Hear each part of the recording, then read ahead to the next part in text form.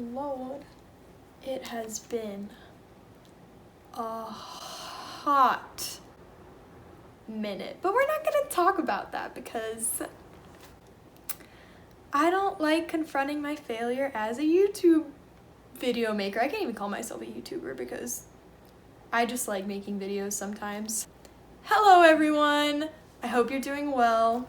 Today I am going to be filming a video about college. Some of the best of times, some of the worst of times. You know. And if you don't know, you will know. And for those of you who don't know, that's a lot of no in one moment. I am currently a freshman in college. As I'm filming this, it is the beginning of May, so I have 1 week left from today. And I thought that this would be the perfect opportunity for me to talk about 20 things I learned during my first year of college, more specifically, things that I wish I knew before I started college. We shall get right into it, okay? Number one is that it is okay to not know what you want to do after school. It's okay to go into college not knowing exactly what you want your career path to be once you're done with your time in education. Also, I should probably mention that for people not in the US, I'm talking about university. I know other countries call college and university different things. Number two, it is also okay to not know what you want to major in. I had plenty of friends that switched their majors during this year. I know people that didn't even know what they wanted to major in. In the US, we have a lot of gen eds, meaning general education courses, that we take in our first couple years of college. So even if you're not quite set on what you want to do, you still have a little bit of time to figure it out. Number three, and I was very naive when it came to this point, unfortunately, is that you may not be best friends with your roommates. I know that kind of sounds obvious, probably, but I was, I was not so wise in that department. I thought that, we chatted and we seemed to get along and it's gonna be great. Like, we're gonna be the best of buds and we're all gonna get along. That did not happen. Number four, it may take you a while to find your people. It took me a long portion of the first year of college to settle my friendships. I was very lonely the first semester and I had a lot of groups that I jumped back and forth from, and it took me a while to really solidify and figure out who my close friends were. And since doing that, I've been super happy. So just know that if at first you don't succeed with friends, they're out there. On the topic of finding friends, number five, it is a good idea to find things to get involved in, whether this be clubs, organizations, getting involved on your floor, study groups, any of those things. Anything where you can be involved in a group of people, do it. Get involved in something that you're interested in so that you can make friends around a common topic that you all like. Number six, learn the food system fast. At my school, there were very different ways to approach eating. This is a very basic human need, eating. You should probably do it quite frequently. There's probably multiple options for food and how you can get food, so look into it so that you know, especially if you have like dietary restrictions, like make sure you learn where to get food, because food is important. You need food. Find food. Just food. Number seven is not everyone in college wants to party, whatever that means for them. I am personally more introverted. I don't really like to go out and party a lot. I more just stay home, watch Netflix, eat junk food. That's my kind of night. And that's okay. If you're like me, you don't have to party just because you're in college and other people are partying. Just do whatever you want to do, and I guarantee you can find other people who are also not interested in that. Just explore your options if you want, and if you know yourself well enough to not need to explore, find people that are like that, because not everyone likes to party. However, number eight, many people do like to party in college, and that's okay too.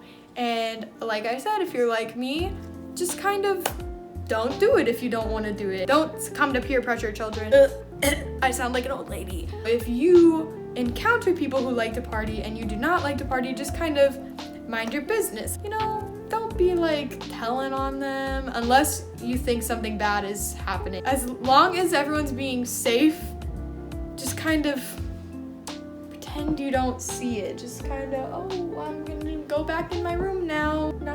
Not in my radar. To go along with those previous 2 points, number 10 is to trust yourself, but also trust in others. This one's difficult because everyone is still growing up in college. Sometimes we do make mistakes, but generally, trust yourself and trust in others. Number 11, more practical, is don't buy textbooks before classes start. Don't do it. Your professors are not expecting you to have all of your materials for the course on the very first day of class. Go to class, see what they say about the textbooks, because half the time you'll go to class and they'll be like, oh, like, it says this is required, but you don't really need it, and then you just wasted $100. Instead, wait to see what they say, and then buy the textbooks that you actually need, instead of wasting money on a book you will never open. Also, if you have friends that are upperclassmen who have taken the class, ask them if they actually use their textbooks, because half the time the teacher will say you need a textbook that you don't need, and then it's like a double waste. Be smart with your textbooks. Number 12, you can use college as an opportunity to change things about yourself. Now, I'm not saying that you need to change if you're perfectly happy with yourself. That's great. But you may see it as an opportunity to remake yourself, or whatever they call it. You can use this as an opportunity to kind of leave some things from your past behind. Maybe you're not very good at organization. Maybe you want to use this as an opportunity to get more organized. Maybe you're bad at procrastination. You can use this as an opportunity to fight that. Maybe you're not super social and you want to be more social. Not saying you have to be more social, but maybe you want to be more social. You can use this as an opportunity. Number 13, self-care is necessary. Oh my gosh. College is not quite like high school in the sense that there's always, mostly always, going to be something that you could be doing. It could be 3 a.m. and you could have been working for the past 8 hours, and there's still probably something that you could be doing right now. So what I suggest is building in time every day for you to just have you time. And on top of that, building in a time to say, I'm done for the day, I've done everything I could for the day, I'm going to go to bed or go watch YouTube or go shower, just done. Make time for yourself, please, for the love of God. It's good for the soul. Number 14, you don't have to study like everyone else is. Everyone learns completely differently, and you might feel like you're falling behind because you don't study the same way someone else does. Studying is all about you and how you learn best. To go along with that though, number 15 is be open to new methods of study particularly. Let's say you don't like flashcards like me. Maybe your friend who uses flashcards gives you another alternative way that they like to study that you've never tried before.